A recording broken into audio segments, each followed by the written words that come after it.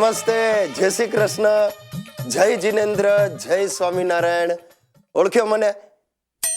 લે ના ઓળખ્યો? આ તો બરાબર જ છે. તમે મને ક્યાંથી ઓળખો હે ભાઈ? હું નથી ઓસામા કે નથી ઓબામા, નથી અંબાણી કે નથી કલમાડી, એટલે મારા ફોટા તો કોઈ દી છાપામાં છપાય જ ન હોય.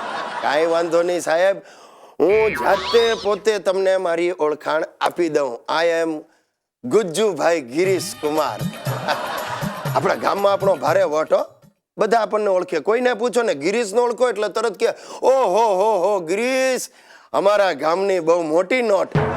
એક નોટ વાળા બાપુને બધા ઓળખે ને બીજી નોટ એટલે આપણે ગુજ્જુભાઈ ગિરીશ કુમાર. તમને પરચો થશે ને મારો એટલે તમે મને ઓળખી જશો ભાઈ. આમાં એવું છે ને, જેને પડી હોય એને જ યાદ રહી જાય. તમે એકવાર મારા પનારે પડી ગયા ને, બાપ જન્મારે મને ભૂલી નહીં શકો એની ગેરંટી આપણી. મારા દાદાનું નામ હરીશ ને મારા બાપાનું નામ શિરીષ. સાસરિયામાં બધા મારા બાપાને સિરિયસ લાલ કહેતા. શું છે બચાડા, મારો જન્મ થયો ને ત્યાર પછી બહુ સિરિયસ થઈ ગયેલા. એ પહેલા સિરિયસ નહોતા એટલે જ મારો જન્મ થયો. પણ તમને કહી દઉં, હા, હું નાનપણથી આવડો હતો ને ત્યારથી સ્માર્ટ નહીં, એમ સમજો ને, ઓવર સ્માર્ટ. બધું મારી જાતે જ કરી લઉં. બા બાપુજીને કોઈ તકલીફ નહીં. અડધી રાત્રે સૂસું લાગે ને, ચૂપચાપ મારી મેળે ઊભો થાવ, બાથરૂમનો દરવાજો ખોલીને કામ પતાવ. ને અમારું બાથરૂમ ભારે જાદુઈ, હો, ગજબનું. આમ દરવાજો ખોલે ને લાઇટ થાય ઓટોમેટિક. પણ બીજે દિવસે સવારે કોણ જાણે શું થયું, બાપાએ ઊંઘમાંથી મારો કાન ઝાલીને એક લપડાક ઠોકી. મેં કહ્યું શું થયું? મને કે હરામ ખોર, તે રેફ્રિજરેટર બગાડ્યું. મારા બાપુજી હવે ડાકોરનું ડીંડવાનું શરૂ કર્યું છે. અમારી સોસાયટીની બહેનોને અને ડોસાઓને ભેગા કરીને ચાલતા ડાકોર જવાનો પ્રોગ્રામ બનાવ્યો છે. તમે નહીં માનો, ઘરે ઘરે જઈને ડોસીઓને પરાણે આગ્રહ કરે છે અને ડાકોર જવાનો સંઘ ઊભો કરી રહ્યા છે. અરે ગુજરી જાય એવા ડોસલાઓને પણ સાથે લઈ જવાના છે. મને તો પાકે પાયે ખાતરી છે કે પાછા આવશે ને ત્યારે મોટા ભાગના ઠાઠડી પર પાછા આવશે. રામ બોલો ભાઈ રામ. એ નપાવટ, બધી વાત સાંભળ્યો તારી.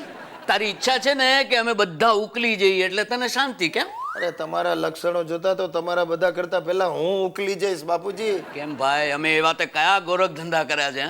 અરે ગોરખ ધંધા જ છે, આ જાત્રા નથી.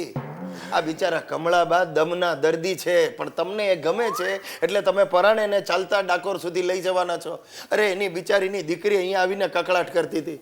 મને કમળા નથી ગમતી, અરે મને એનો કંઠ ગમે છે. એ જ્યારે ઠાકોરજીની આરતી ગાય છે ને, આહા, ભલભલા એના પ્રેમમાં પડી જાય છે. શું? એટલે એના કંઠના પ્રેમમાં પડી જાય છે. ત્યાં તમે મોડે સુધી એમની પાસે આરતીઓ ગવડાવીને એમાં જ બિચારાને દમનો રોગ લાગુ પડ્યો છે. નપાવટ, બાપની આબરૂના જાહેર પ્રદર્શન ભરવા બેઠો જ તું? અરે પ્રદર્શન તો તમે તમારી જાતના ભરો છો. આ 20 બૈરાઓની વચ્ચે ગળામાં હાર નાખીને તમે ઉભા છો ત્યારે કેવા લાગો છો? તાબોટા પાડતા ખબર પડે તમને? અરે સંત જેવો લાગુ છું, બીજું શું? અરે સેના કપાળ સંત જેવા, સતી જેવા લાગો છો, સતી. આ બેનો તમને લઈને નદીમાં ડૂબાડવા જતી હોય ને એવું લાગે છે.